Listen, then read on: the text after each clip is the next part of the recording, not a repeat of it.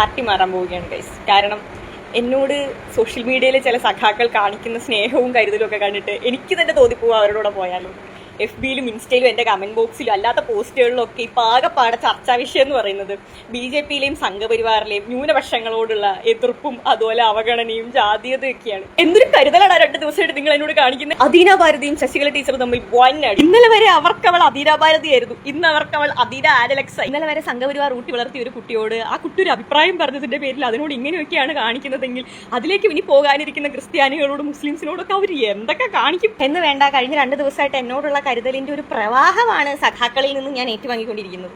ഭാരതീയ ജനതാ പാർട്ടിയുടെ കേരളത്തിന്റെ സംസ്ഥാന ജനറൽ സെക്രട്ടറിയാണ് ശ്രീ അനൂപ് ആന്റണി. സംസ്ഥാന വൈസ് പ്രസിഡന്റ് ആണ് ഷോൺ ജോർജ് ജി. ഇവര് രണ്ടുപേരെയും എത്ര മനോഹരമായിട്ടാണ് നമ്മുടെ പ്രധാനമന്ത്രിയായിട്ടൊക്കെയുള്ള ആളുകളെ ഇൻട്രൊഡ്യൂസ് ചെയ്യുന്നതെന്നും ചേർത്ത് പിടിക്കുന്നതെന്നും വളരെ വിസിബിൾ ആയിട്ടുള്ള കാര്യങ്ങളാണ്. ഇത് മാത്രമല്ല, നമുക്ക് അറിയുന്നതും അറിയാത്തതുമായിട്ടുള്ള ന്യൂനപക്ഷ വിഭാഗത്തിൽപ്പെട്ട ഒരുപാട് ആളുകൾ BJPയിൽ പ്രവർത്തിക്കുന്നുണ്ട്, RSSൽ പ്രവർത്തിക്കുന്നുണ്ട്. ഇനി എന്റെ കാര്യത്തിൽ വളരെയധികം വ്യാകുലപ്പെടുന്ന സഖാക്കന്മാരോടാണ്. എന്റെ അപ്പന്റെ പേര് അലക്സ് എന്നാണ്. എന്റെ പേരിന്റെ കൂട്ടത്തിൽ അദീന അലക്സ് എന്ന് ചേർത്ത് വിളിക്കുന്നതിൽ എനിക്ക് ഒരു നാണക്കേടുമില്ല, അഭിമാനമുള്ളൂ. പിന്നെ ഓർമ്മ വെച്ച നാൾ മുതൽ ഇന്ന് വരെ എന്റെ അപ്പൻ എന്നെ ഒരു സൺഡേ സ്കൂളിലും വിട്ടിട്ടില്ല, ബാലഗോകുലത്തിൽ വിട്ട് തന്നെ വളർത്തിയത്. ഈ സംഘടന എല്ലാ ആളുകൾക്കും അഭിപ്രായ സ്വാതന്ത്ര്യമുള്ള ഒരു സംഘടനയാണ്.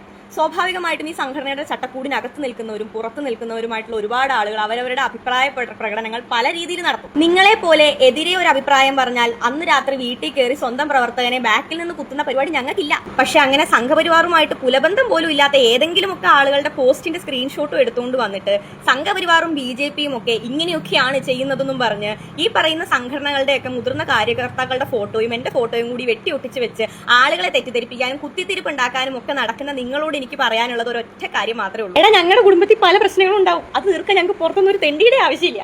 സംഘപരിവാറിന്റേതെന്ന് തോന്നിക്കുന്ന രീതിയിൽ CPMന്റെ കയ്യിൽ നിന്ന് കാശ് വാങ്ങിച്ചിട്ട് മഞ്ഞപ്പത്രത്തിന്റെ പരിപാടി കാണിക്കുന്ന പല സോഷ്യൽ മീഡിയ ഹാൻഡിലുകളും ഇന്ന് ഞങ്ങളുടെ ഇടയിൽ കിടന്ന് കറങ്ങുന്നുണ്ടെന്നുള്ള പൂർണ്ണമായ ബോധ്യം എനിക്കുണ്ട്. സംഘപരിവാർ എന്ന് പറയുന്നത് വലിയൊരു ഫാമിലിയാണ്. അതിൽ ഐക്യവേദിയും വിശ്വ ഹിന്ദു പരിഷത്തും BJPയും അങ്ങനെ ഒരുപാട് സംഘടനകൾ പെടും. ഈ സംഘടനകളൊന്നും തമ്മിൽ ഒരു പ്രശ്നവും തൽക്കാലം നിലവിലില്ല. നിങ്ങളായിട്ട് അത് ഉണ്ടാക്കിയെടുക്കാൻ വേണ്ടി കുറെ കഷ്ടപ്പെടുന്നുണ്ടെന്ന് എനിക്കറിയാം. ശശികല ടീച്ചർ അടക്കമുള്ള മുതിർന്ന പ്രവർത്തകരോട് അന്നും എന്നും ഞാൻ സൂക്ഷിക്കുന്ന ബഹുമാനവും ഞങ്ങൾ തമ്മിലുള്ള സ്നേഹവും എല്ലാം എല്ലാ കാലത്തും ഒരേപോലെ തന്നെ നിലനിൽക്കുള്ളൂ.